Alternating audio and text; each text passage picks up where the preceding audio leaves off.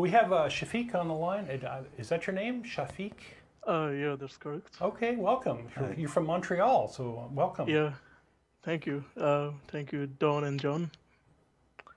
So I don't know if you read my question there. Should we move away from the discussion about the missing link on evolution? Yeah. Yeah, I fully agree with that. I think that that's an old argument that never really got a whole lot of traction.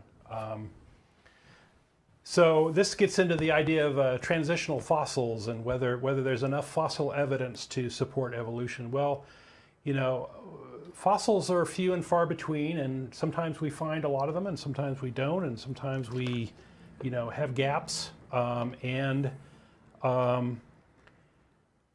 But a much stronger evidence for evolution is the DNA and genetic evidence, and you know, in effect, that we can use DNA as a way of sort of looking back in time and seeing when things branched off and these sorts of things, and that gives us much stronger confirmation of evolutionary theory and a mechanism by which it happens.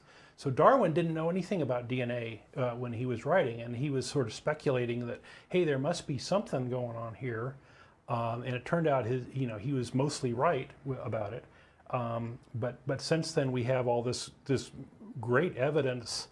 You know, things like there's a lot of evidence related to places on the Earth that are isolated and how evolution behaves there differently than in larger populations where you get population breaks or islands or these sorts of things. Anyway, so there's lots of different aspects to evolution, and this whole missing link thing is rather silly. There is no the missing link. Yeah, I mean, not just that. Experimental science by its very nature is not absolute, so there will always be that one missing link for them to point to, right? Yeah, and you can be very cynical and say, well, if we find a fossil in between two, then we've created two more missing links. Yeah, and it's sort of a silly sort of argument, because there will always be some sort of gap that isn't completely explained, and you know, but the evidence taken as a whole is very impressive, and we've never found rabbits in the Cambrian, for example, as I forget who said that would be a disconfirmation of evolution. You know, so yeah, we should move away from missing link. So one thing about the previous caller, not previous caller, maybe the second caller who talked about papyrus. So I'm just looking at Wikipedia here. The Roman Empire existed around 140, 150 BC. Mm-hmm. And the Egyptian Empire, who actually invented the papyrus, were maybe 3000, 3100 BC. So the Romans had papyrus longer than we have had Christianity. So to say that they didn't have paper is like, I don't know how you can say that they haven't had paper. Right. No. Yeah. So the argument was that that they didn't have enough paper to, you know, paper was scarce, but if there's a God, then why would there be any scarcity? I don't think it was scarce because it was invented 3,000 years before the Romans. Sure. So. Well, there's a very famous find that they've found, I don't know, 20 years ago. It's called the Archimedes palimpsest, and it's a book written by Archimedes that was unfortunately repurposed into a liturgy because they needed the paper and they scraped the ink off of the original because they didn't know what it meant, or they didn't understand its value. And it's just such a sad thing to have, you know, maybe not an original work of Archimedes, but a very early copy of Archimedes, you know, actually having invented calculus. Wow. 1,000 years before we think it was invented.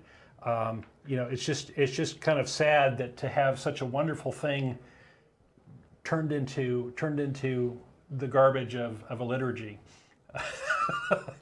Anyway, that's such a great analogy for the entire Dark Ages. You know, religion replacing science as being the primary importance. Right. It's kind of encapsulated in that one example. That one example, right, is very powerful.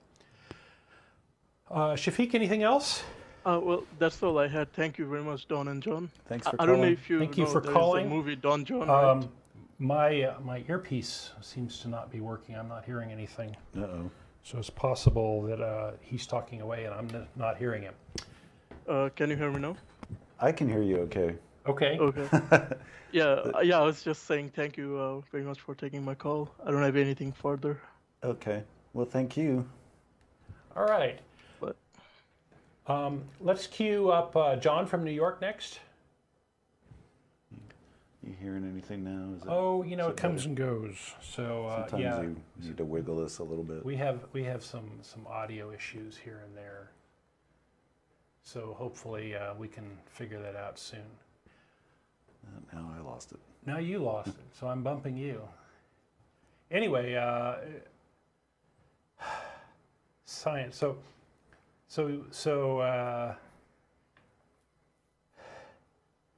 I think that Madeleine Murray O'Hare knew about that and was sort of saying, well, had we not had religion screwing things up, we could have been to the moon maybe 1,000 years earlier. Yeah, it's kind of an intriguing idea. It is.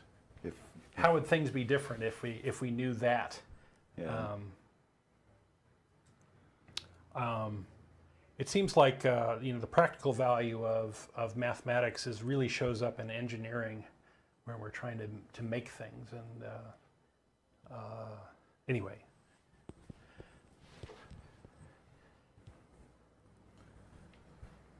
Oh, let's see. Did you? Oh yeah, you said get John. We're John waiting. on the We're line. waiting on another caller. Okay.